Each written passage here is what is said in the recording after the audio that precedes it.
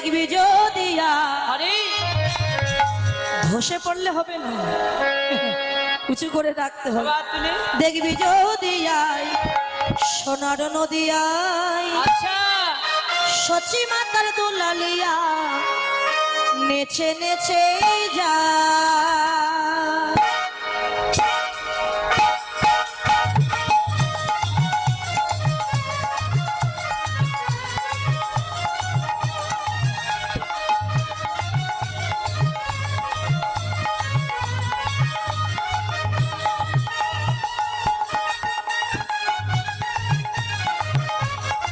সবাই সবাই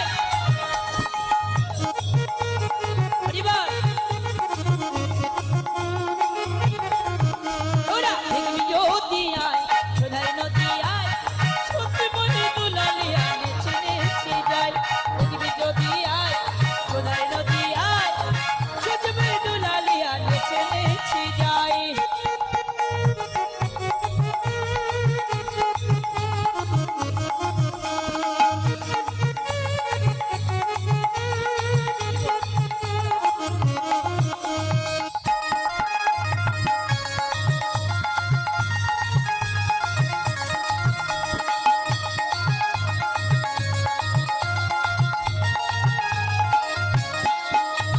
সচি মাতার দুলালিয়া নদিয়ার শ্রীগোড়া বাবা বাবা বাবা ভক্ত মন ছিত ছোড়া ভক্ত মনোহরা।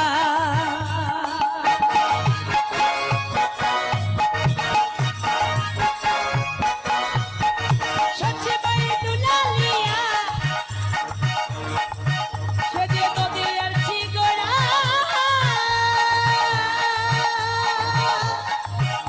এই ভক্ত চিত্ত মন করা আরে ভক্ত মন ভরা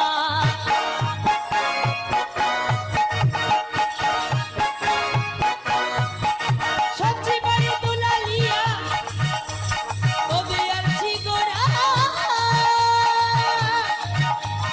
ভক্ত চিত্ত চোরা হে ভক্ত মন ভরা দেখবি যদি আয় সোনার নদী আয় সত্যি ভাই দুলালিয়া নেচে নেচে যায় দেখবি যদি আয় সোনার নদী আয় সত্যি ভাই দুলালিয়া নেচে যায়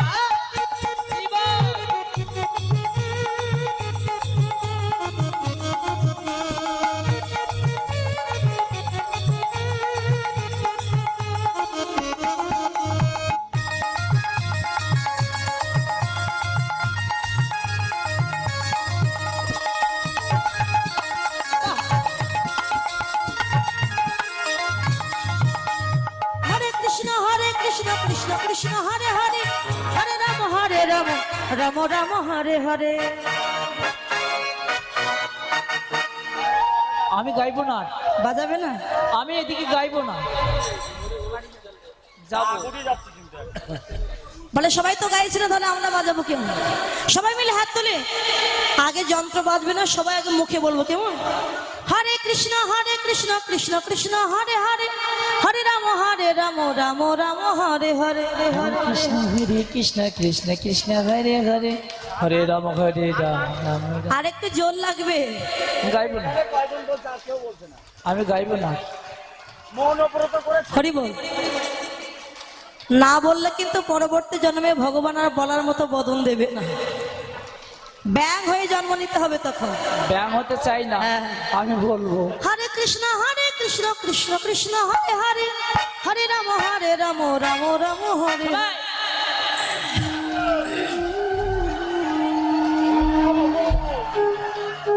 আবার একটু উলুধ্বনি দিত, জোর করে উলুধ্বনি। বাহ, হরি বল। আমার এই কৃষ্ণ ভক্ত বাবা ওই যে বসে আছেন জগদীপেন্দ্র নারায়ণ মাহাতা, উনি শিক্ষক একজন। উনি প্রশ্ন করেছেন যে তুমি কার প্রেরণায় কীর্তন জগতে এসেছো, কত বছর এই জগতে আছো? বড় বাসনা মনে। তো আমি শিক্ষাগুরু, আমার কীর্তন শেখা ভারত থেকে। আমার গুরুদেবের বাড়ি হচ্ছে বসিরহাট সন্দেশখালী।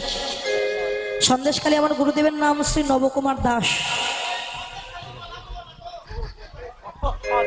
ওখানে ওখানে 4 বছর ছিলাম আমি।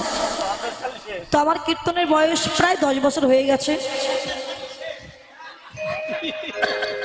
10 বছর হয়ে গেছে আমার কীর্তন জগতে আসা। আমার বাবা, এই যে আমার বাবা বসে আছেন, আমার বাবা, ঠাকুমা আর আমার মা, মানে আমার পরিবারের ইচ্ছায় কীর্তন জগতে আসা।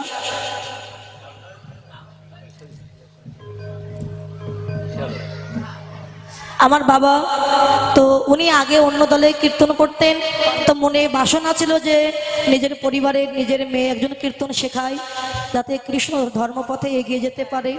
কেননা যদি গয়ায় পিণ্ড দেয় 7 পুরুষ উদ্ধার হয়, আর যদি বংশে একটা কৃষ্ণ ভক্ত সন্তান জন্ম দিতে পারে কোনো ভক্ত ভক্তিমতী মায়েরা, তার 14 পুরুষ উদ্ধার হয়ে যায়।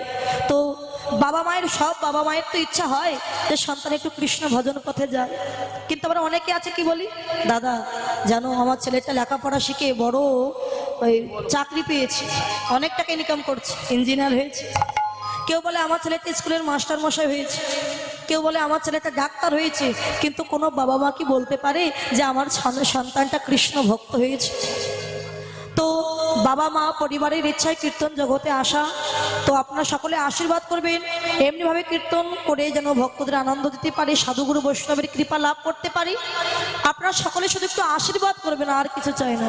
আশীর্বাদ করে যেন আমি আরো বড় হতে পারি, আরো কীর্তন ধর্মপথে যেন এগিয়ে যেতে পারি, কীর্তনটা যেন আরো ভালো করে করতে পারি। সকলে আশীর্বাদ করবেন। নিতাই গৌর হরি বল, হরি বল।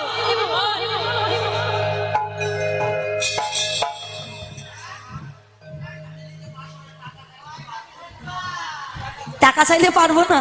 আচ্ছা দেখুন, এই যে বর্ডার থেকে আসতে হবে, টাকা লাগবে না?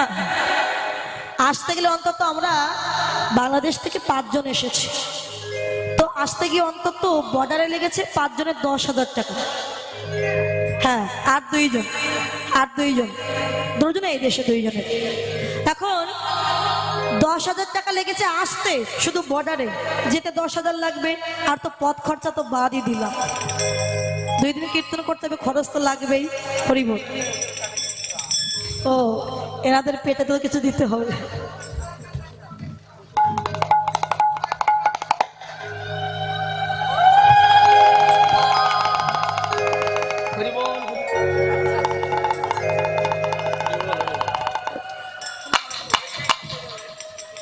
রাধা রানী কি জয়।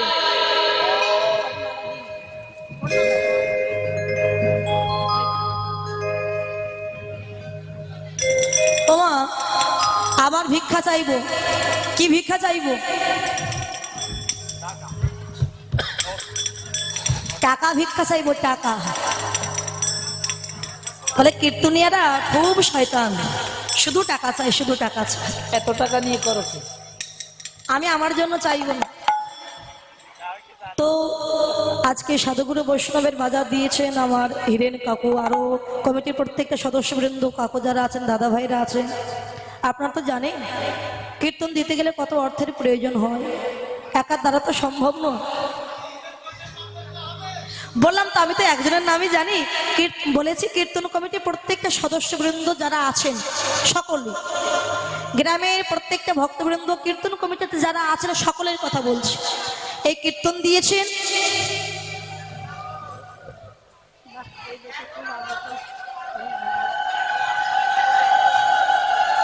নিতাই গৌর হরি বল, হরি বল, হরি বল, হরি বল, হরি বল।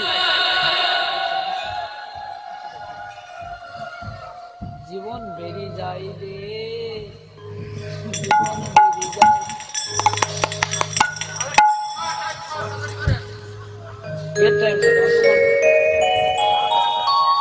হরি বল।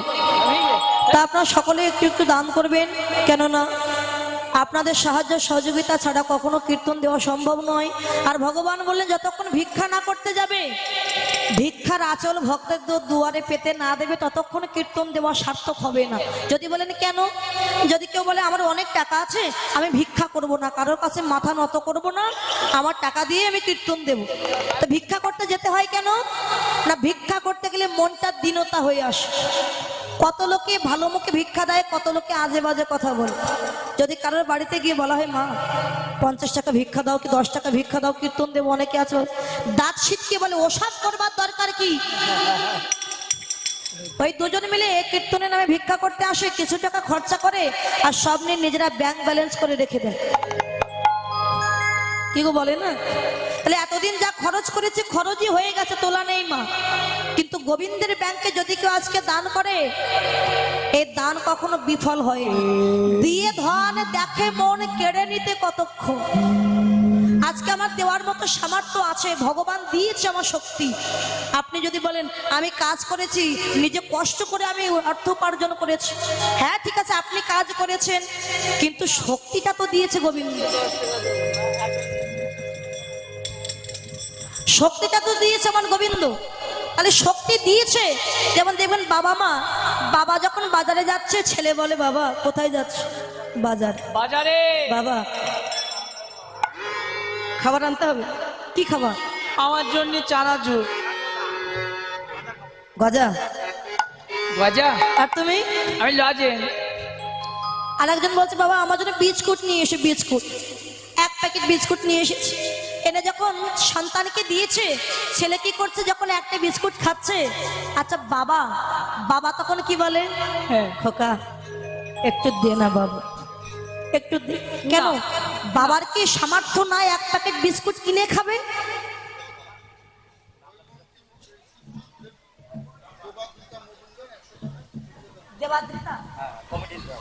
দেবাদ্রিতা মজুমদার কীর্তন কমিটির বাবুদের 100 টাকা দান করেছেন। আশীর্বাদ করি ভগবান তাকে যেন ভালো রাখে, সুস্থ রাখে, তাকে যেন দীর্ঘায়ু দান করে, কৃষ্ণ ভজন পথে যেন এগিয়ে যেতে পারে, লেখাপড়া শিখে যেন পিতা মাতার মুখ উজ্জ্বল করতে পারে। নিতাই গৌর হরি বল, হরি বল, হরি বল।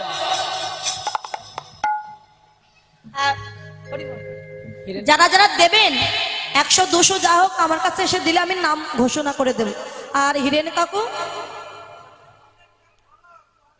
500 টাকা, 100 200 300 400 500 1000 যে যা খুশি। আমরা চিনি না তো, 500 টাকার নোট দিলে ভালো হতো, একটু দেখে নিতাম। ও আমি 500 টাকা চিনি না মা, এটা দিয়ে দেখেন তো। সবাই দেন। তা আমার হিরেন কাকু তিনি 100 টাকা দান করেছেন কমিটিকে এই কীর্তন অনুষ্ঠানে। সকলেই ওনার জন্য আশীর্বাদ করবেন, গোবিন্দ ওনাকে যেন দীর্ঘায়ু দান করে, সুস্বাস্থ্য দান করে, কৃষ্ণ ভজন পথে এগিয়ে যেতে পারে। নিতাই গৌর হরি বল, হরি বল। এই 500 টাকা এটা চিনতে অসুবিধা তো, এটা সুভাষ ভৌমিক 500 টাকা করেছেন দান। ভগবান যেন পূর্ণ করে ওনার সকল মনস্কাম, কৃষ্ণ পদে যেন মতি থাকে। আর শুধু যেন এই বৎসর নয়, প্রতি বৎসর যেন এমন দান করবার মতো আরো সামর্থ্য গোবিন্দ ওনাকে দান করে। এবার 1000 টাকা দেখার ইচ্ছা আছে। 1000 টাকা এখন দেখ। 1000 টাকা আছে না? 2000 টাকা, 2000 টাকার নোট দেখার ইচ্ছা খুব আছে মনে। গৌতম মুখার্জি 100 টাকা করলেন দান। ভগবান যেন পূর্ণ করে ওনার সকল মনস্কাম, কৃষ্ণ পদে যেন মতি থাকে এবং গোবিন্দ ওনাকে যেন দীর্ঘায়ু দান করে। আশীর্বাদ করবেন সকলে ওনার জন্য। প্রেম ধ্বনি নিতাই গৌর হরি বল, হরি বল, হরি বল। 2000 টাকা দেখার আশায় থেকে গেলাম।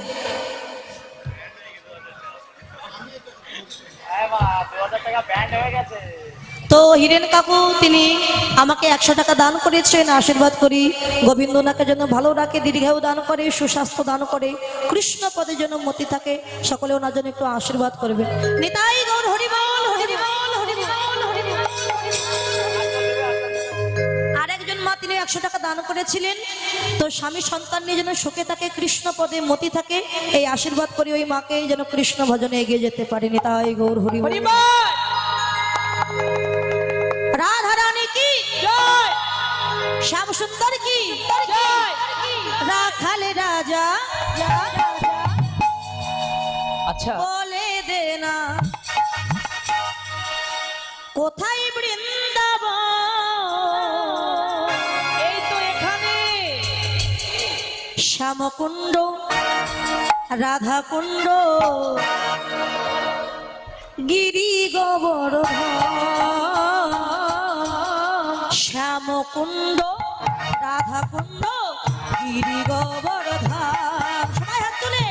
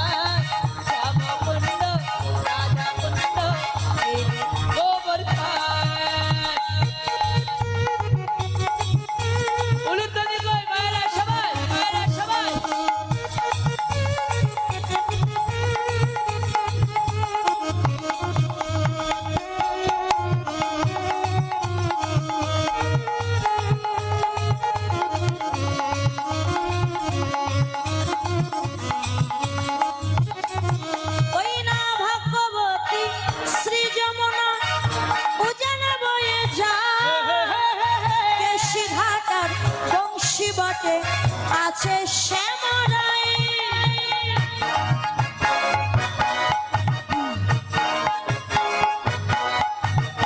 ভগবতী জি যমুনা উজাল বহজাই, এসি ঘাটার বংশী মতে আছি শ্যামরাই।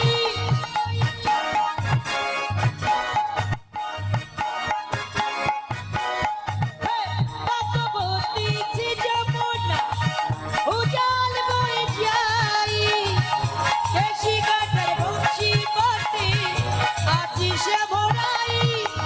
বাঁশরি বাজাই রে কানাই, বাঁশরি বাজাই, বাঁশরি বাজাই রে কানাই, বাঁশরি বাজাই হরিবা। বাঁশরি বাজাই রে কানাই, বাঁশরি বাজাই, বাঁশরি বাজাই রে কানাই, বাঁশরি বাজাই। রাখালি রাজা বলি দিনা কোথায় বৃন্দাবন, শ্যামকুণ্ড রাধাকুণ্ড গিরি গোবর্ধন, শ্যামকুণ্ড রাধাকুণ্ড গিরি গোবর্ধন। হরি বল, হরি বল।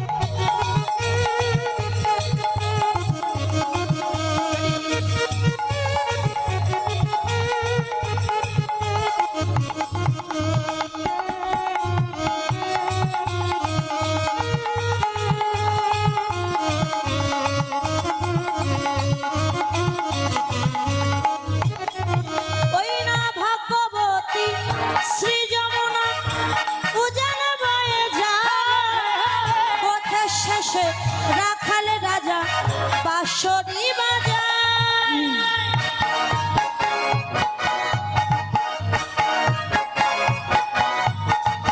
ভগবতী জি যমুনা উজাল বয়ে যায়, পথের শেষে রাখালি রাজা বাঁশরি বাজায়।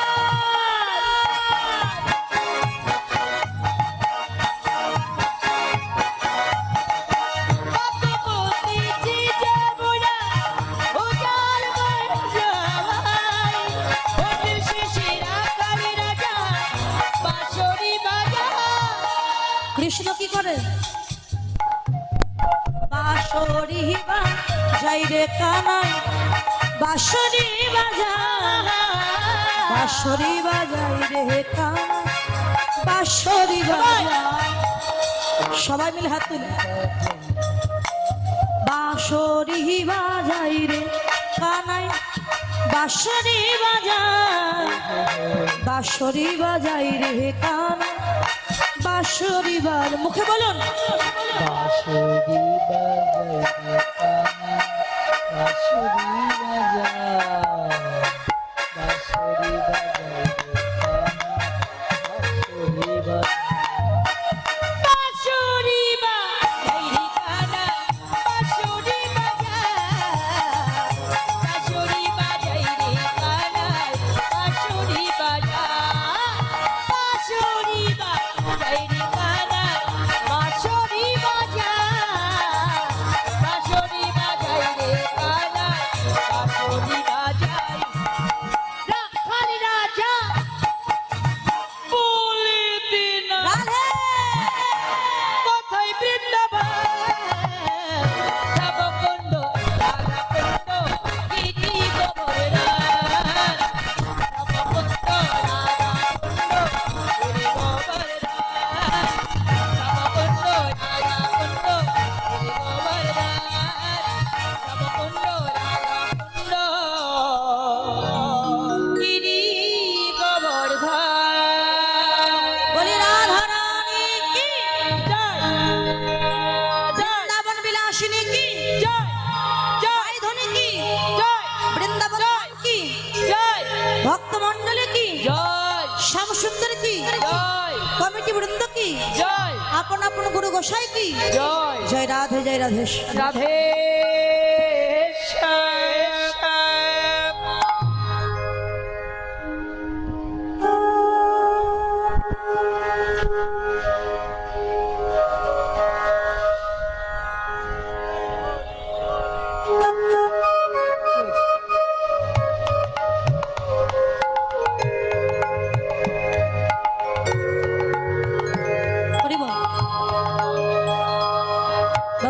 কৃষ্ণ সখাগণকে সঙ্গে নিয়ে খেলা খেলছে কোথায়?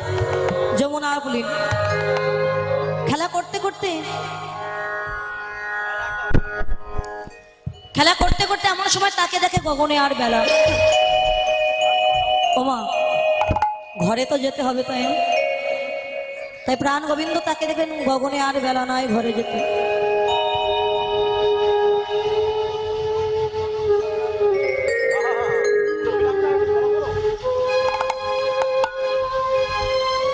জয় রাধে। তা গোবিন্দ শ্রীরামকে ডাক দিয়েছে, শ্রীরাম, এই শ্রীরাম, সে দেখ গগনে আর বেলা নেই। মরম সখারে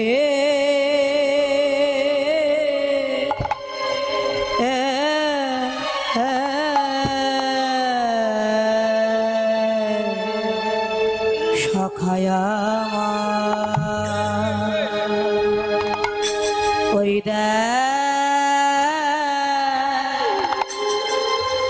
গগনে আর বেলি সন্ধ্যা দেবী তার আগমনী বার্তা জানায়ে যা। দিনমণি তার রথচক্র গোটায় নিয়ে চলে যা। তাই বলি সখারে পালো পালো জড় কর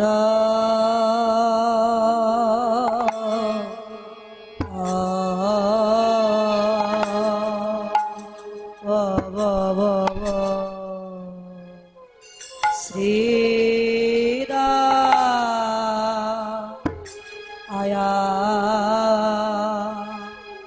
আয়া পালো জড় কর শ্রীদা বাবা আয়া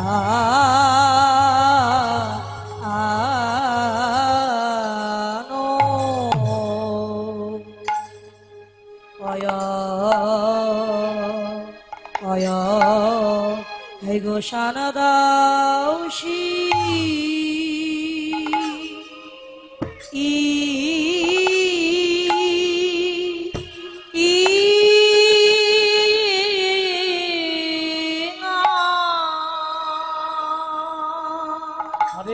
হে গো শানদাও, হে গো শানদাও, শানদাও সিংহাই, ও সিংহাই রে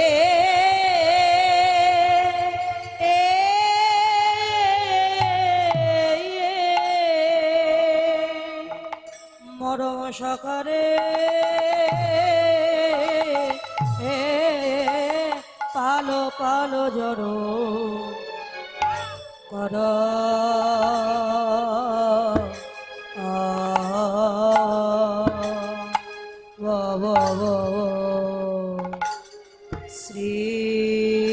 শ্রীরাম বৈদা গগনেয়া বেলি নাই ভাই সখারে ওই দাগ আর গগনে বেলি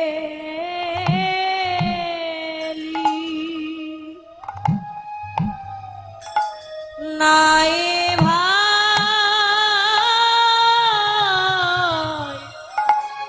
চলো মোরা চলো মোরা ঘরে ফিরে যাই সখারে আর গগনে বেলা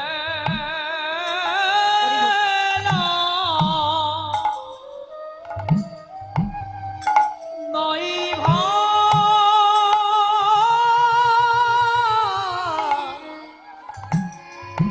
চলে না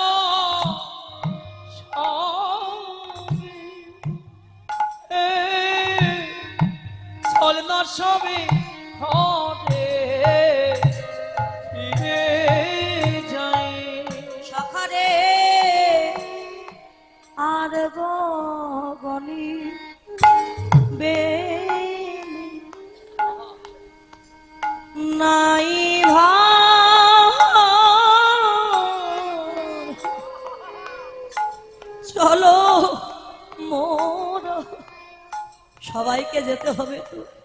চলো মোরা ঘরে ফিরে যাই সখরে। আর গগনে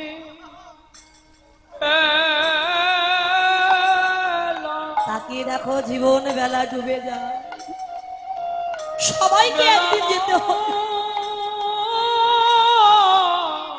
জন্মালেই মৃত্যু হবে।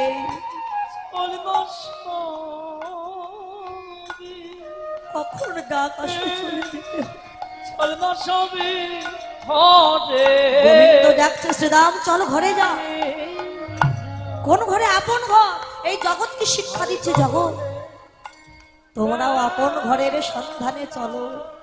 আর বেলা না, ডুবে গেছে এই বেলা। বেলা নাই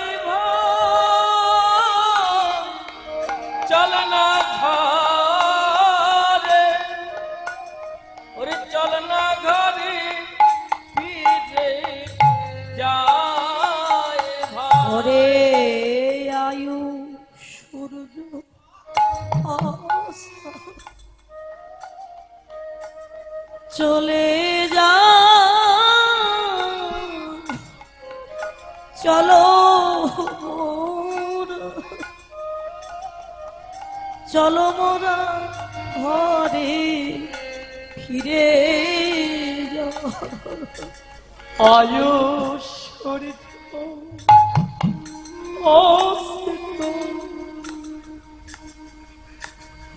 গেল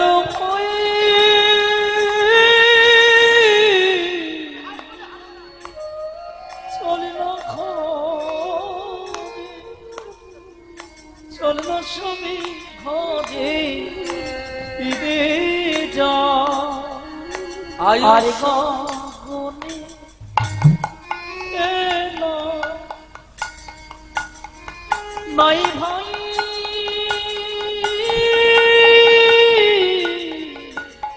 চল না ঘরে, চল না ঘরে ঘরে ফিরে যা।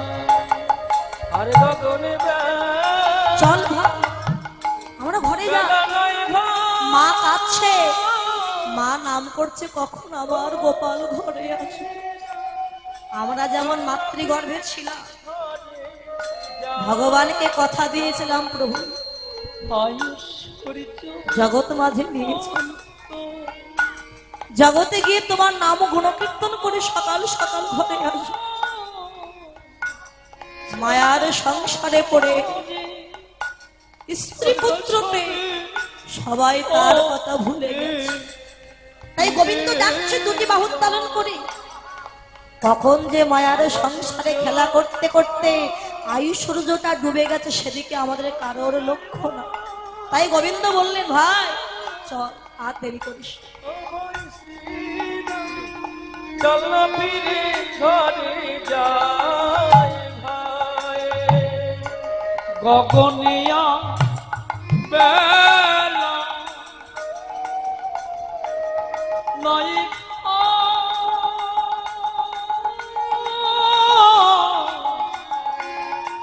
চলে না ঘরে, চল না সবে ঘরে যা। আয়ু সূর্য অস্ত অস্ত যাই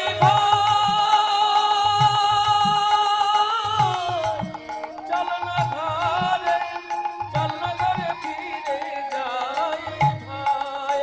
আয়ু সূর্য গেল ভাই, চল না ঘরে, চল না সবই ঘরে ফিরে যা।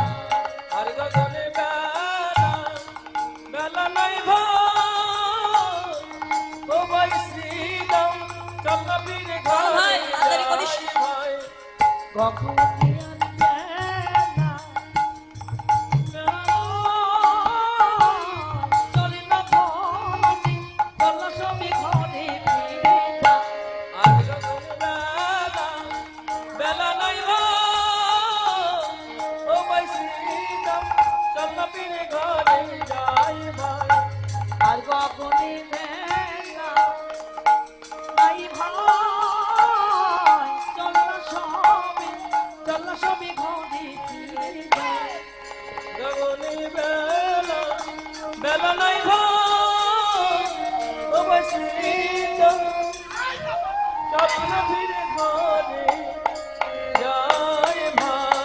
কবনিয়ার বেলা মাই এই সুদাম ধন্যবাদ সাগত্র কর চল ঘরে আর দেরি করিস না আর গগনে বেলা বেলা নাই ভাই চল ঘরে ফিরে যাই ভাই কবনিয়ার বেলা চল ঘরে নিতাই গৌর হরি বল ফিরে যাই আর গগনে বেলা বেলা নাই ভাই চল ঘরে রাধে রাধে হরি হরি বল গগনে বেলা বেলা নাই ভাই চল সবে ঘরে ফিরে চল কালো কালো জড় কর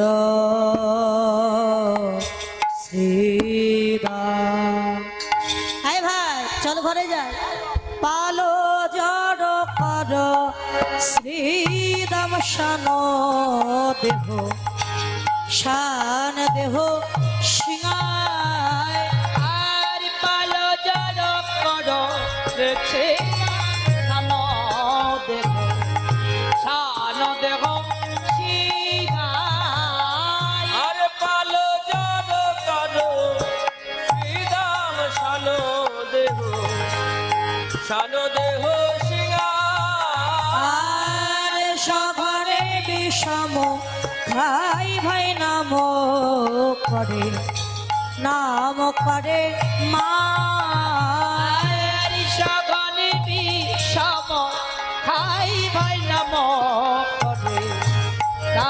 করে মা একবার বাজারে বাজারে বাজারে বাজারে একবার বাজারে বাজারে বাজারে বাজারে ও তোর ছাদ মুখে বেনু দিয়ে বাজারে বাজারে চাঁদ মুখে বেনু দিয়ে বাজারে বাজারে চাঁদ মুখে বেনু দিয়ে বাজারে বাজারে ওরে ছাদ মুখে বেনু দিয়ে বাজারে বাজারে ওই না চাঁদ মুখে বেনু দিয়ে বাজারে বাজারে চাঁদ মুখে বেনু দিয়ে বাজারে বাজারে চাঁদ মুখে বেনু ওরে ধবলি শ্যামলি বলে হরি হরি বল ওরে ধবলি শ্যামলি বলে চাঁদ মুখে বেনু দিয়ে ওরে ধবলি শ্যামলি বলে চাঁদ মুখে বেনু দিয়ে ধবলি শ্যামলি বলে চাঁদ মুখে বেনু দিয়ে বাজারে বাজারে আর সগনে বিষম খাই ভাই নাম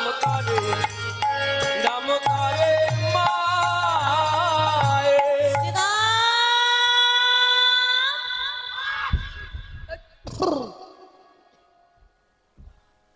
ও সুদাম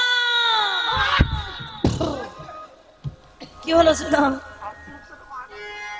ও মা নাম করছে এই ভাই পালে যারা করো সুদাম সন্দেহ সিংহায় সঘনে বিষম খা এই যে বারবার বিষম খাচ্ছে আচ্ছা মা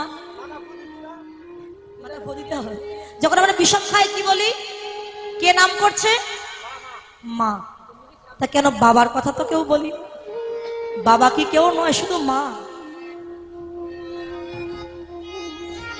বলি মায়ের নাম করছে এটা তো বহিরঙ্গ বাবা বিষম খেলে আমরা বলি মা নাম করছে আজকে গোবিন্দ বলছে আমার মা নাম করছে নইলে ঘন ঘন বিষম খাবো কেন চল ঘরে ফিরেছে এটা বহিরঙ্গ আর অন্তরঙ্গে বললেন ওরে বেলা তো চলে যায় জীবন বেলা তাই গোবিন্দ বললেন পাল ফিরাও কোন পাল নবলক্ষ ধনুর পাল ফিরাতে বলছে বলে না দেহের মধ্যে যে পাল আছে 10 ইন্দ্রিয় ষড়রিপু এই পালগুলো ফিরিয়ে চলো সকাল সকালে কৃষ্ণ ভজন পথে গিয়ে যায় আমরা ব্রহ্মাণ্ড ভ্রমিতে ভ্রমিতে যদি কোনো ভাগ্যবান জীব গুরু কৃষ্ণ প্রসাদে পায় ভক্তিলতা বীজ মালি হইয়া সেই বীজ যদি করে রোপণ শ্রবণ কীর্তন জলে যদি করে সিঞ্চন উপজিয়া পরে লতা ব্রহ্মাণ্ড ভেদে যায় বিরজা ভেদ করি পরম ব্রহ্ম পায় অনন্ত কোটি বিশ্ব ব্রহ্মাণ্ড ভ্রমণ করিতে করিতে কোন সাধুগুরু বৈষ্ণবের চরণে যদি একবার হাত পড়ে যায় আমরা অনেকে আছেন কি বলি ও কার পায়ে হাত দিয়ে প্রণাম করব আমাদের গ্রামে 2-1টা বৈষ্ণব আছে একদম ভালো না মানে ওই একা ভালো আর সব খারাপ মহাজন বললেন তোমার চোখ ভালো না তাই তুমি ভালো জিনিস চেনো না শিষ্য গেছে গুরুদেবের কাছে, গুরুদেব আমি ধনী হতে চাই, কি করলে ধন সম্পদের মালিক হতে পারবো? বাবা তাহলে এক কাজ কর, কোমরে একটা লোহার জালের কাঠি বেঁধে নে। চেনেন না যে লোহার জালের কাঠি মা? জেলেদের কাছে থাকে লোহার জালের কাঠি। তা কোমরে বেঁধে সমুদ্রের ধার দিয়ে হেঁটে যায়, যে পাথরগুলি দেখতে পাবে ওই পাথরে ওই লোহার কাঠি পরশ করবে। পরশ করতে করতে যে পাথরের পরশ পেয়ে লোহার কাঠি সোনা হবে, ওই পাথরটা যত্ন করে ঘরে এনে তুলে রাখবে। ওটি হলো পরশ পাথর। ওই পাথর যেখানেই পরশ করবে সোনা হয়ে যাবে, নিজে বড়লোক হতে পারবে, জগৎকে বড়লোক করতে পারবে। তা শিষ্য কোমরে লোহার জালের কাঠি বেঁধে সমুদ্রের ধার দিয়ে হেঁটে যাচ্ছে, দেখলো কতগুলো পাথর পড়ে আছে, একটা টেরা, একটা কুজো, একটা ভাঙা, একটা বাঁকা। তো মনে করলো ওগুলো পরশ পাথর নয়, পরশ পাথর নিশ্চয়ই খুব সুন্দর দেখতে হয়। হ্যাঁ, ওই যে ভালো খোঁজ করতে গেল, খারাপের মধ্যেই পরশ পাথরটা বাদ পড়ে গেল। মহাজন বললেন, বৈষ্ণবের বিচার করো না, যে খারাপ, ও চরিত্র খারাপ, ও দেখতে ভালো না, এই বৈষ্ণবের বিচার তুমি করো না। যাকে পাবে তার পদধূলি অঙ্গে মাখো, মাখতে মাখতে যিনি প্রকৃত বৈষ্ণব তার চরণে যদি একবার হাত পড়ে যায়, মানব জীবন ধন্য হয়ে। হরি হরি সাধক তুলসীদাস বললেন, কস্তুরী কুণ্ডল বৈশে মৃগ ফিরে বনমায়, ওইসে ঘাট ঘাট মে রাম হইসে দুনিয়া দেখে না। মৃগ মানে হরিণ। হরিণের নাভিতে যখন কস্তুরী জন্ম নেয়, সেই সুগন্ধযুক্ত বস্তু পাওয়ার জন্য হরিণ বন বনান্তরে ঘুরে বেড়ায়। কিন্তু হতভাগা হরিণে জানে না যে বস্তু পাওয়ার জন্য আমি বন বনান্তরে ঘুরে বেড়াচ্ছি, ওই বস্তুটি আমার দেহের মধ্যেই জন্ম নিয়েছে। তাই ভগবান দেখতে গয়া কাশী বৃন্দাবন চলে যায়, একবারও দেখলাম না হৃদয় মন্দিরেই ভগবান বসে আছে। ভগবান আছেন মন্দিরে, তবে ইট বালি সিমেন্টের মন্দিরে নয়, মন দি রে প্রতি প্রত্যেকের হৃদয় মন্দিরে স্বয়ং ভগবান বিরাজ করছে। ওমা, ভগবান শ্রীকৃষ্ণ বিশ্বরূপ দেখিয়েছিল কাকে মা? কাকে দেখিয়েছিল বিশ্বরূপ? তৃতীয় পাণ্ডব গান্ডীবধারী অর্জুন। শুধু অর্জুনকে নয়, আর একজনকে বিশ্বরূপ দেখিয়েছিলেন, কিন্তু সে দেখেও চিনতে পারেনি। কে? অহংকারী দুর্যোধন। কবে দেখিয়েছিলেন না? ভগবান শ্রীকৃষ্ণ পঞ্চ পাণ্ডবের পক্ষ থেকে হস্তিনাপুরে দুর্যোধনের কাছে গিয়ে বলেছিলেন, দুর্যোধন, পঞ্চ পাণ্ডবকে রাজত্ব দিতে হবে না, শুধু 5খানা গ্রাম দিয়ে দাও ওদের 5 ভাইকে, তাহলে এই রক্তক্ষয়ী যুদ্ধ আর হবে না। কত মায়ের কোল খালি হয়ে যাবে এই যুদ্ধে, কত স্ত্রী স্বামী হারা হবে, কত কন্যা, কত পুত্র পিতা হারা হয়ে যাবে। এই যুদ্ধ হবে না, শুধু 5খানা গ্রাম দিয়ে। অহংকারে মত্ত হয়ে দুর্যোধন বলেছিল, কি বেটা গোয়ালা ছেলে, তুমি আমায় জ্ঞান দিতে এসেছো? কে কোথায় আছিস? ওই বেটা গোয়ালা ছেলেকে বেঁধে ফেল। বাঘ। আচ্ছা, ভগবানকে কি ধরা অত সহজ? যদি ধরা না দেয়, বেঁধে ফেলেছে, ধরা তো দিয়েছে, বড় বড় শিকল দিয়ে বেঁধেছে, শিকল তেমন করে কাঁধে নিয়ে টানতে টানতে নিয়ে চাই বেটা গোয়াল আছে। অন্ধকার কারাগারে বন্ধ করে দিয়ে বলছে, এই ঘরে তোমায় বন্ধ করে দিলাম কৃষ্ণ, সারা জীবন এখানে বন্ধ হয়ে থাকো, দেখি কে তোমায় বাঁচাতে আসে। বড় বড় তালা দিয়ে দুর্যোধন যেই না কারাগারের সম্মুখ থেকে এমন করে পশ্চাতে তাকিয়েছে, মানে পশ্চাতে পেছন দিকে তাকিয়েছে, দেখে কি? দেখে আগে কৃষ্ণ পিছে ও কৃষ্ণ, আগে কৃষ্ণ পিছে ও কৃষ্ণ, আগে কৃষ্ণ পিছে ও কৃষ্ণ, আগে কৃষ্ণ পিছে ও কৃষ্ণ, ডাইনে কৃষ্ণ বামে কৃষ্ণ, আগে কৃষ্ণ পিছে ও কৃষ্ণ, ডাইনে কৃষ্ণ বামে কৃষ্ণ, আগে কৃষ্ণ পিছে ও কৃষ্ণ, আগেও কৃষ্ণ পিছেও কৃষ্ণ, ডাইনেও কৃষ্ণ বামেও কৃষ্ণ, মানে যেদিকে তাকাতে শুধু কৃষ্ণ আর কৃষ্ণ। ওমা, বিশ্বরূপ মানে কি? ভগবান বিশাল রূপ ধারণ করেছিলেন, এটাই বিশ্বরূপ বলে না গো। বিশ্বরূপ সেই দেখতে পায় যিনি বিশ্বাস করেন অন্তর্যামী শ্রী গোবিন্দ সর্বময় তিনি বিরাজ করছেন। এটা যিনি বিশ্বাস করেন তিনি ঘরে বসেই ভগবানের বিশ্বরূপ দর্শন করতে পারে। হরিবল, ঘরে বসে বিশ্ব দর্শন করতে পারে। এখন অর্জুনের রথের সারথি হয়েছিল কে? কৃষ্ণ। ওমা, আমরা কৃষ্ণকে বলি অর্জুনের সখা আমার কৃষ্ণ। অর্জুনের মনে বড় অহংকার হয়েছিল কি জানে? ভগবান আমায় বিশ্বরূপ দেখেছে, ভগবান আমার সখা, আমার বন্ধু। যে কৃষ্ণকে পাওয়ার জন্য অনন্ত কোটি ব্রহ্মাণ্ডের জীব কাঁদে, আর সেই কৃষ্ণ সদা সর্বদা আমার কাছেই থাকে। আমার মতো বড় আর কেউ নেই, আমার সখা। তো ভগবান দেখছে তার তো মনে অহংকার হয়ে গেছে। অহংকার করলে তো তার অহংকার চূর্ণ করতেই হবে। অর্জুন, অর্জুন, ওই যে একটা গঙ্গা দেখছো না, ওই গঙ্গার জলে একটি পদ্ম ফুল প্রস্ফুটিত হয়েছে। যাও না, পদ্ম ফুলটিকে চয়ন করে এনে দাও আমাকে। ও প্রভু, একটা পদ্ম ফুল চয়ন করতে তুমি আমাকে পাঠাচ্ছ? কোথায় যুদ্ধ হচ্ছে আমাকে পাঠাও, আমি হলাম মহাবীর, আমার মতো শক্তিশালী বীর ধনুর্ধারী আর কেউ না। তাহলে যাও না। যাচ্ছে কৃষ্ণ নাম গাইতে গাইতে, আর রাস্তার ধারে একটি বৃক্ষের তলদেশে বসে আছিল রাম ভক্ত। কে রাম ভক্ত? হনুমান। সে তো অমর হয়ে আছে, রাম ভক্ত হনুমান বসে কৃষ্ণ নাম শুনে তাকে দেখে যে অর্জুন আসছে। তাড়াতাড়ি করে উঠে একেবারে রাস্তার উপরে দাঁড়িয়ে এমন করে দাঁড়িয়েছে অর্জুন। অর্জুনকে দেখে প্রণাম করেছে, আর অর্জুন হনুমানকে দেখেও প্রণাম করেছে। মানে ভক্তের সঙ্গে দেখা হলে যেটা হয়, আমরা বলি জয় নিতাই, হরে কৃষ্ণ। দেখবেন কোনো ভক্ত বাবা যদি অন্য কাউকে দেখে একটু হরে কৃষ্ণ জয় নিতাই বলে, তখন অপরজন বলে, ও দাদা তুই যে বড় ভক্ত হয়ে গেছিস রে, বড় কৃষ্ণ ভক্ত হয়েছিস, খুব যে হরি বল বলছে। ঠাট্টা করে না। গলায় যে একটু তুলসীর মালা পরবেন, পাশের বাড়ির বৌদি আপনাকে দেখে বলবে, এ দিদি খুব যে তুলসীর মালা পরেছিস, কি রে ভক্ত হয়ে গেলি না কি রে? উপহাস করে, ক্রিটিসাইজ করে। নিরামিষ খাস? এখন আমরা অনেকে আছে দেখি, সবাই যখন উপহাস করছে মালা খুলে ফেলি, মালা খুলে ফেলে কৃষ্ণ ভজন করব না, তবে কি ভগবানের কৃপা লাভ করতে পারবে?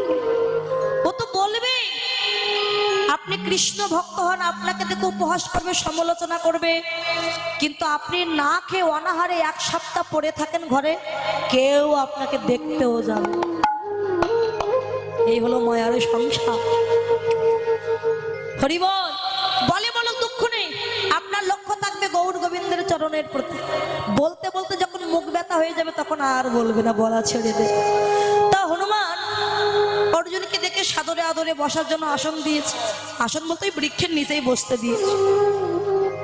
বাবা, ভক্তের সঙ্গে দেখা হলে কি হয়? কৃষ্ণ কথাই তো আলোচনা হয়। তা হনুমান বলে, অর্জুন ঠাকুর, অনেকদিন বাদে একজন ভক্তের দেখা পেল,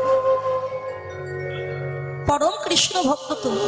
আর যে এই কথাটা বলছে অর্জুনের অহংকারটা আরো বেড়ে যাচ্ছে, দেখেছো? আমাকে বলছে পরম কৃষ্ণ ভক্ত।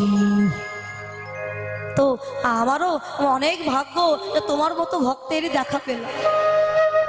অর্জুন ঠাকুর, তুমি একটু তোমার প্রভু কৃষ্ণের কথা বলো, আর আমি একটু আমার প্রভু রামের কথা বলবো। অর্জুন তখন বলছেন, ভগবান শ্রীকৃষ্ণ কংস কারাগারে আবির্ভূত হয়েছিলেন, পুতনা রাক্ষসী বধ করলো, নন্দালয়ে গিয়ে অগাসুর বগাসুর বধ করলো, সমস্ত ঘটনা খুলে বললো, কংস বধ করলো। তো বলছে, এবার তুমি তোমার প্রভু রামের কথা বলো।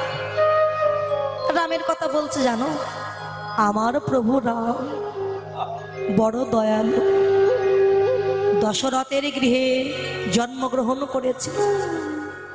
যখন রামচন্দ্র বড় হলেন, বিবাহ দিলেন, পিতৃসত্য পালন করবার জন্য রামচন্দ্র বনবাসে চলে গেলেন। সঙ্গে ছিলেন লক্ষ্মণ আর মা সীতা। বনে চলে গেলেন, দুষ্ট রাবণ মা সীতাকে হরণ করে নিয়ে চলে গেল। আর সীতাকে উদ্ধার করবার জন্য আমার প্রভু রামচন্দ্র সাগরের উপরে সেতু বন্ধন করেছিল পাথর দিয়ে। বাবা, যখন হনুমানের দল বানরের দল সেতু বাঁধছে, দেখতে পেলে ছোট্ট একটা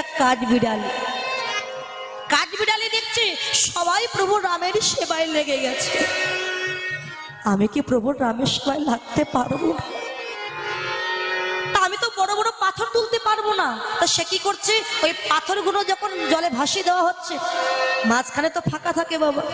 কাঠবিড়ালি সাগরে স্নান করে তীরে এসে বালি মেখে ওই পাথরের ফাঁকায় গিয়ে গা ঝাড়া দিচ্ছে, মানে বালি দিয়ে অন্তত ওটা সমান করে দেবে। তা প্রভু রামচন্দ্র অনেকক্ষণ ধরে লক্ষ্য করলো, কাঠবিড়ালিটাকে নিয়ে হাতে তুলে বলছে, কি রে, অমন করে সাগরে স্নান করে তীরে থেকে বালি মেখে ওই পাথরের ফাঁকায় গিয়ে ফেলছিস কেন? তখন কাঠবিড়ালি কেঁদে বলেছিল, দয়াময়, সবাই তো তোমার সেবায় লাগতে পেরেছি, আমি তো তোমার সেবায় লাগতে পারবো না। এই বড় বড় পাথর তোলার ক্ষমতা আমার না। তাই আমি তোমার সেবা করবার জন্য তীর থেকে বালি মেখে ওই পাথরটায় ভরাট করে দিচ্ছি, যাতে সমান হয়ে যায়, আমিও তোমার সেবায় লাগতে পারি। রামচন্দ্র বললেন, আমার স্ত্রী হরণ হয়ে গেল, আমি বসে আছি, আর তোরা ছোট্ট প্রাণী হয়েও আমার সেবায় লেগে গেলি, এত কষ্ট করছিস তো। রামচন্দ্র কাঠবিড়ালির পিঠে হাত বুলিয়ে দিয়েছিল। ওই যে হাত বুলিয়ে দিয়ে আশীর্বাদ করলো, যা আজ থেকে সদা সর্বদা তোর পিঠের উপরে আমার হাতের আঁচড়, আঙুলের আঁচড় থাকবে। সেই থেকে কাঠবিড়ালির পিঠে দেখবেন ওই হাতের আঁচড়ের মতো দাগ বাবা। এটাই হচ্ছে প্রভু রামচন্দ্রের আঙুলের ছাপ। এখন রামচন্দ্র সেতু দিয়ে বানর দলকে নিয়ে সেতু বন্ধন করলো। যখন বাবা এই কথা বললো, অর্জুন বলতে, আচ্ছা হনুমান, তোমার রাম যদি ভগবান হবে, সে কেন পাথর দিয়ে সেতু বানাতে গেল? সেতু বানাতে তো অনেক দিন সময় নষ্ট হলো, কেন বানাতে গেল? রাম কি পারতো না বান নিক্ষেপ করে বানের সেতু তৈরি করতে? জানো, তোমার রামের জায়গায় যদি আমি থাকতাম, আমি মহা ধনুর্ধারী, আমি 5 মিনিটের মধ্যে একটা বানের সেতু তৈরি করে ফেলতাম। কেমন ভক্তরা, কেমন ভগবান রাম যে বান দিয়ে সেতু বানাতে পারলো না, কেমন ক্ষমতা বাবা। যে যার ভক্ত, তাকে যদি কেউ অপমান করে মনে তো ব্যথা লাগবে। হনুমান বলছে, অর্জুন ঠাকুর, তুমি কিন্তু আমার প্রভু রামকে অপমান করছো। হ্যাঁ করছি, 100 বার করবো। রাম কেমন ভগবান, সে কেন বান দিয়ে সেতু বানাতে পারলো না? জানো, আমি এক্ষুনি 5 মিনিটের মধ্যে এই গঙ্গার উপর দিয়ে একটা বানের সেতু তৈরি করতে পারি। হনুমান বলছে, তোমার কেমন ক্ষমতা করে দেখাও। বাবা একটা তীর হাতে নিয়ে কৃষ্ণ নাম স্মরণ করে যেই না বানটা নিক্ষেপ করলো, ওই নদীর উপর একটা মজবুত সেতু নির্মাণ হয়ে গেল, বানের সেতু। হনুমান বলছে, জানো, তোমার এই মজবুত সেতু আমার একটা চরণের ভার তাই কখনো বইতে পারে না। কি চ্যালেঞ্জ করছো তুমি আমার সঙ্গে? শোনো হনুমান, তুমি যদি আমার এই সেতুটাকে ভাঙতে পারো, আমি প্রতিজ্ঞা করলাম আমি অগ্নিতে প্রবেশ করব, মানে আগুনে প্রবেশ করব। ঠিক আছে, করো। সঙ্গে সঙ্গে হনুমান বিশাল রূপ ধারণ করে প্রত্যেকটা লোমকূপে এক একটা করে পাহাড় পর্বত বেঁধে ফেলেছে। বেঁধে জয় শ্রীরাম বলে যেই না চরণটা সেতুর উপরে দিল, বাবা একেবারে সেতুটা অতল বিতল সুতল মহাতল তলাতল রসাতল পাতাল, একেবারে পাতালে চলে গেছে। কি ব্যাপার অর্জুন, তোমার সেতু তো আর রইল না। অর্জুন দেখছে আমার সেতু ভেঙে গেছে, তাহলে আমি চ্যালেঞ্জে হেরে গেছি, আমি আর বাঁচব না। বাবা সে একটা বান দিয়ে অগ্নি সৃষ্টি করে যেই না অগ্নিতে প্রবেশ করতে যাবে, যাওয়ার আগে দুটি করজোরে বলে, হে কৃষ্ণ দয়াময়, মৃত্যু হয়ে যাবে একটু পরে, আমার তাতে দুঃখ না, মৃত্যুর আগে যদি তোমার বদনটা একবার দেখতে পেতাম। বাবা যে কৃষ্ণ নাম স্মরণ করে, কৃষ্ণকে তাকে কৃপা করবে না অবশ্যই। ভগবান তখন একটা ব্রাহ্মণ রূপ ধারণ করে ওই অর্জুনের কাছে এসে অর্জুনের করখানা জড়িয়ে ধরেছে। অর্জুন কোথায় যাচ্ছ তুমি? আর বলো না ব্রাহ্মণ ঠাকুর, আমি ওই হনুমানের কাছে চ্যালেঞ্জে হেরে গেছি। চ্যালেঞ্জ করেছো? কি চ্যালেঞ্জ করেছো? আমি বলেছি রাম যদি ভগবান হবে কেন সে বানের সেতু নির্মাণ করলো না?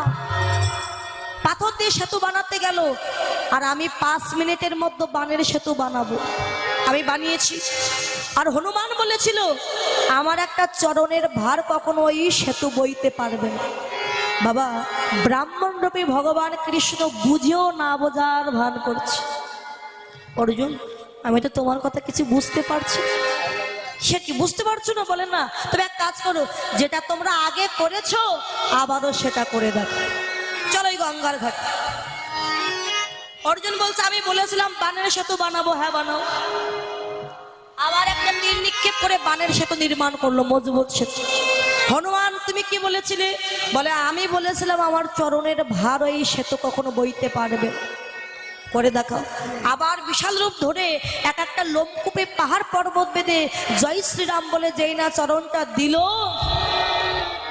বাবা ভাঙা তো দূরের কথা, সেতুটা একটু নড়লো না। সেতু একটু আগে সেতুটা ভেঙে গেল, এখন আর ভাঙছে না কেন? বাবা এক পা দুপা করে একেবারে এ প্রান্ত থেকে ও প্রান্তে চলে গেছে, ও প্রান্ত থেকে এ প্রান্তে এসেছে, কিন্তু সেতুটা ভাঙলো না। হনুমান তখন হেরে গেছে, মাথাটা নিচু করে ওই জলের দিকে তাকিয়ে দেখছে, মানে হেরে গেছে বলে মাথা নিচু করেছে। হঠাৎ দেখছে ওই গঙ্গার জল রক্তে লাল হয়ে গেছে। আরে কি ব্যাপার, গঙ্গার জল রক্তে লাল হয়ে গেল কেন? হনুমান ছোট্ট রূপ ধারণ করে আবার যেই না ওই গঙ্গার জলে ঝাঁপ দিয়েছে,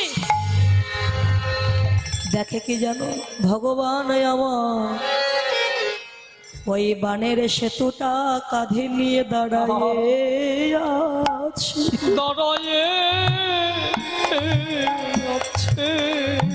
আর তার কাঁধ থেকে রক্ত বয়ে যাচ্ছে। কাঁধে কেটে গেছে তো রক্তে লাল হয়ে গেছে গঙ্গার জল। হনুমান বলে প্রভু তুমি কেন বানের সেতু কাঁধে নিয়ে দাঁড়িয়ে আছো? ভগবান বলে হনুমান বানের সেতু কাঁধে নিয়ে যদি না দাঁড়িয়ে থাকি, আবার ভক্ত যে প্রাণ ত্যাগ করবে অর্জুন অগ্নিতে প্রবেশ করবে। আর বানের সেতুটা কাঁধে নিয়ে দাঁড়িয়ে আছে আরেকটি কারণ। কি কারণ জানো? এ জগতে ভক্ত কাঁদে আমার চরণ পাওয়ার জন্য, আর আমি কাঁদি আমার ভক্তির চরণ পাওয়ার জন্য। কিন্তু কোন ভক্ত তো তার চরণে আমায় দেয় না। তাই বানের সেতু কাঁধে নিয়ে যখন আমি দাঁড়াইছিলাম, তুমি যখন হেঁটে যাচ্ছিলে সেতুর উপর দিয়ে, ওগো হনুমান তোমার মতো ভক্তের চরণ ধুলি ঝরে পড়লো। তখন কি হলো জানো? আমি ওই ভক্তের চরণ ধুলি আমার অঙ্গে মেখেছি। ভক্তে চরণ ধুলি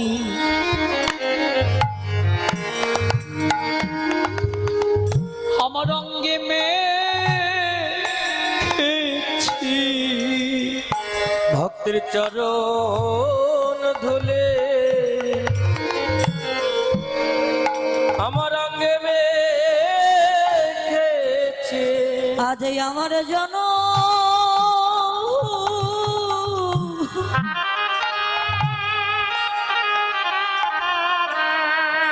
আজ ধন্য করেছি,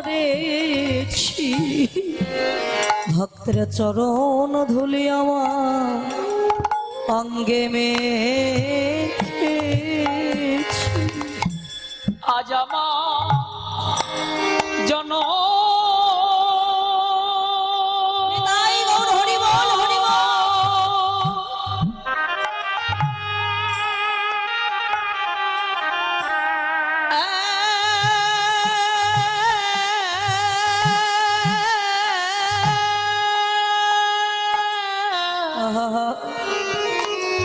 আমি ধন্য। আজ আমার জন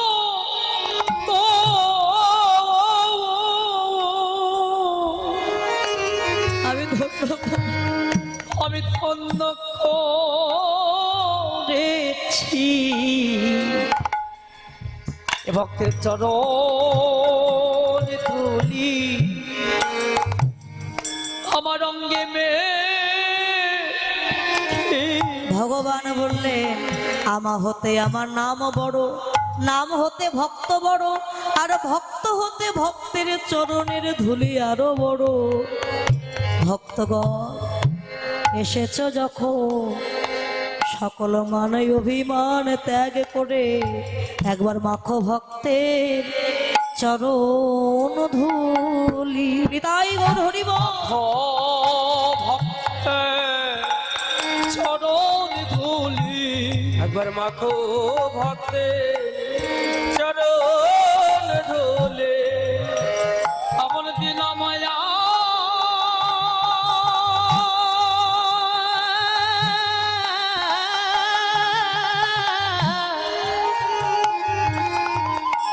আমার এমন দিন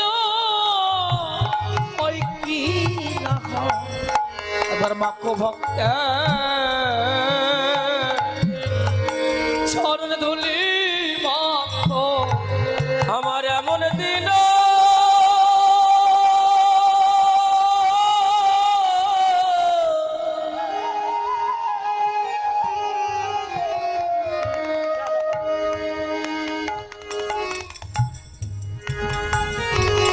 নমস্কার সমবেত ভক্তবৃন্দগণ, আমি আপনাদের সকলের চরণ ধুয়ে আমি একটু মাখলাম।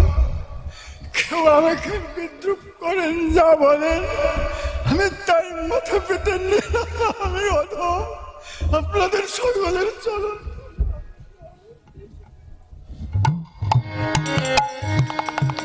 এমন দিন আমার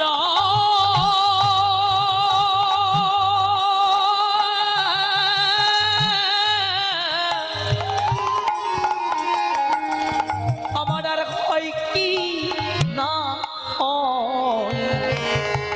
একবার মাখো ভক্তি চরণ ধুলি অঙ্গে মাখো এমন ভাগ্য হয় কি না হয় একবার মাখো ভক্তের চরণ ধুলি। বলি মেঘে অমন বন্ধ করি সবাই মাখো ভক্তের চরণ ধুলি। মেঘে জনমে ধন্য করি সবাই মাখো ভক্তের চরণ ধুলি। একে যেন ধন্য করি সবাই মাখো ভক্তের চরণ ধুলি। এমন দিন আর হয় কি না হয়। মাখো ভক্তের ভক্তের চরণ ধুলি মাখো ভগবান হনুমানকে নিয়ে তীরে উঠে বললেন, হনুমান আমি তোমার কাছে একটা বস্তু চাইবো, দেবে? বলো প্রভু কি বস্তু তুমি চাও? কেননা তুমি আমার রাম মূরতির ভক্ত আর অর্জুন আমার কৃষ্ণ মূরতির ভক্ত, দুজনেই আমার ভক্ত। আমি চাই অর্জুন এবং তোমার মধ্যে কোনো দ্বিধাদ্বন্দ্ব যেন না থাকে, তোমরা এক হয়ে যাও। প্রভু তুমি যখন চাইছো অবশ্যই হবে। আমি কোনোদিন অর্জুনকে ত্যাগ করব না। বলবে কথা দাও ত্যাগ করবে না তো? না প্রভু আমি ত্যাগ করব না। যেদিন কুরুক্ষেত্রে যুদ্ধ হবে সেদিনও আমি থাকবো অর্জুনের সঙ্গে। কোথায়? ওই যে অর্জুনের রথের যে ধ্বজা, ওই ধ্বজাই ছিল হনুমান। হনুমান ছিল বলে ওই রথখানার নাম হয়েছিল কপিধ্বজ রথ। অহংকার করলে ভগবান তার অহংকার চূর্ণ করেই বাবা। তাই ভগবান হৃদয় মন্দিরে আছে, এই হৃদয় মন্দিরের ভগবানকে একবারও চিনতে পারলাম। এই সুদাম শান দেহ সিংহায়, এই ধেনু তো ফিরাবি, সিংহায় শান দে। কোন সিংহা? বলে ঘোড়ার সিংহায়। ঘোড়ার সিং আছে না মা? ঘোড়ার সিং আছে, হাতিরও সিং আছে। মায়েরা বলছে হুম, ঘোড়ার সিং নেই গো মা, মহিষের সিং আছে।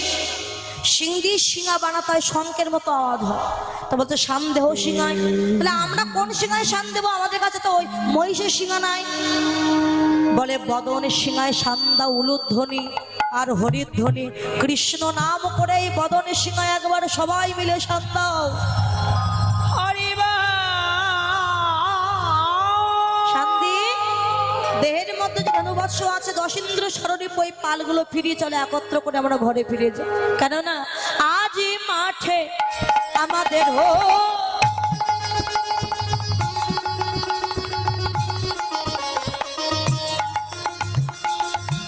বিলম্ব দেখিয়া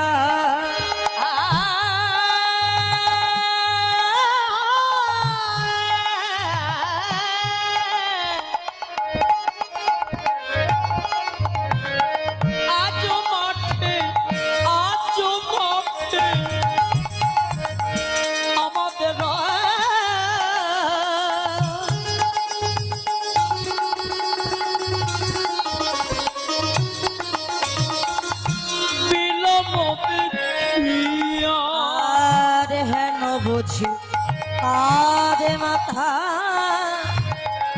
পথ পানে চাইয়া বুঝি তাদে মাতা ওই পথ পান চাইয়া আমার মাকা দানো উচিত ভাই ভাই, আমার মাকা দানো উচিত নয়। আরে চলো মোরা ঘরে ফিরে যাই, মাকা দানো উচিত নয় ভাই। বলি চলো মোটা ঘরে ফিরে যায়, মাতা দানো উচিত নয় ভাই। আরে হেন বুঝি কালী মাতা কত পারে চাইয়া। বেলি অবসান হইল, চলো যাই ঘরে, মায়ে না দেখিয়া মোর পরানো বিদর। এই শ্রীদাম আমার মা কাছে আমার জন্য চল ঘরে যাই। শ্রীদাম বলছে এই কানাই তুই তো গোষ্ঠে আর তোর মা হলো ঘরে, হ্যাঁ আর তুই কি করে জানলি যে তোর মা তোর জন্য কাঁদছে? আমি জানি ভাই বৃহত্তর যখন মহত্তরে আসিয়া পৌঁছায় তখন হৃদয়কে স্পর্শ করি রাখিলে বোঝা যায় যে আমার মা আমার জন্য কাঁদছে এবং মাকে দেখবার জন্য আমার প্রাণ কাঁদছে। আর দেরি করিস, চল আমরা ঘরে ফিরে যাই। চল ভাই। বল রাম দাস কহে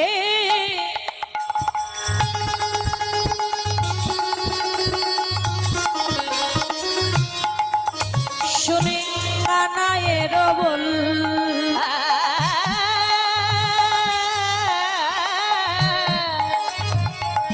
বলো রব বলো রব দাসী কহে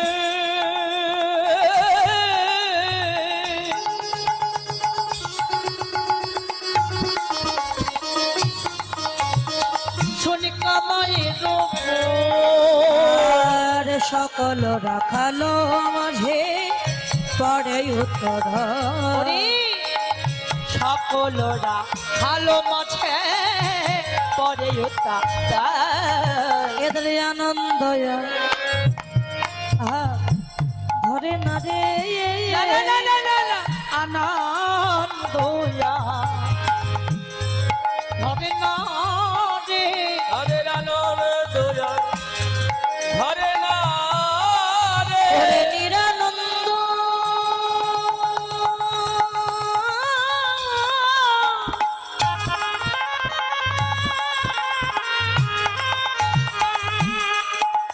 তুরে গেল তাদের আনন্দ ধরে না গো। বলি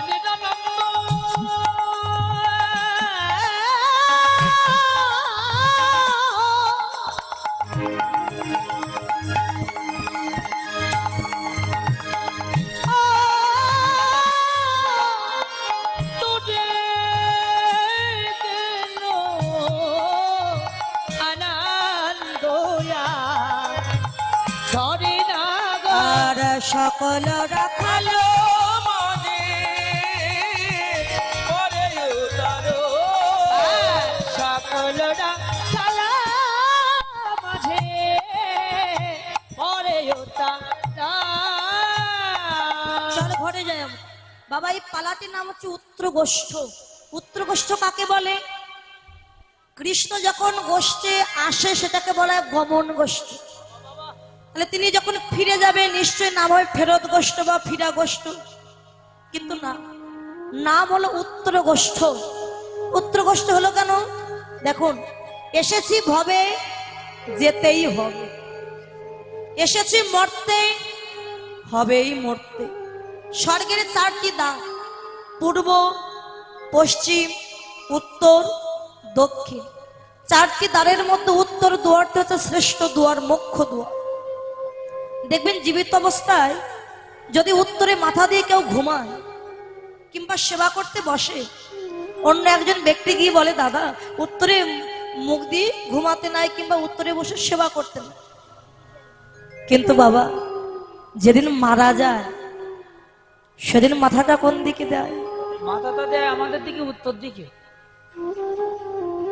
উত্তর দিকে তো সবারই দেয়, দক্ষিণে মাথা দেয়। হ্যাঁ, এক এক জেলায় বুঝি এক এক রকম বলে না, সবার মৃত্যুর পরে মাথাটা উত্তর দিকে দেওয়া হয়। কেন দেওয়া হয়? উত্তর দুয়ারটি শ্রেষ্ঠ দুয়ার, উত্তর দুয়ার দিয়ে যমরাজ্যে প্রবেশ করতে হয় বাবা, মোক্ষের দুয়ার। যমরাজ্যে যেতে হলে একটা নদী পার হতে হবে, যে নদীটির নাম হলো বৈতরণী নদী। বৈতরণী নদী পার হয়ে তারপরে আপনি যমরাজ্যে প্রবেশ করবেন। যমরাজ্যে গিয়ে জীবাত্মা পরমাত্মার সাথে মিলিত হবে। গোষ্ঠ 2টা, একটা সংসার গোষ্ঠ আর একটা গোষ্ঠ যে গোষ্ঠে আমরা ছিলাম সেই একটা গোষ্ঠ। তাহলে মৃত্যুর পরে এই গোষ্ঠ ছেড়ে ওই গোষ্ঠে আমাদের ফিরে যেতে হবে উত্তর দুয়ার দিয়ে। তাই পালাটির নাম দিয়েছে উত্তর গোষ্ঠ। কৃষ্ণ যে শুধু ধনুবর্ষ নিয়ে ঘরে গিয়েছিল তাই উত্তর গোষ্ঠ বলে না, সবারই উত্তর গোষ্ঠে মানে ওই আপন গোষ্ঠে আপন ঘরে ফিরে যাওয়ার সময় হয়েছে। উত্তর দুয়ার দিয়ে সবাইকে যেতে হবে। তাই বলে ভাই এই পাল জড়ো কর, চাঁদ মুখে দিয়া বেনো নাম লইয়া সাবধেনো, চাঁদ মুখে দিয়া বেনো নাম লইয়া সাবধেনো, ডাকিতেলা গিলয় ছয়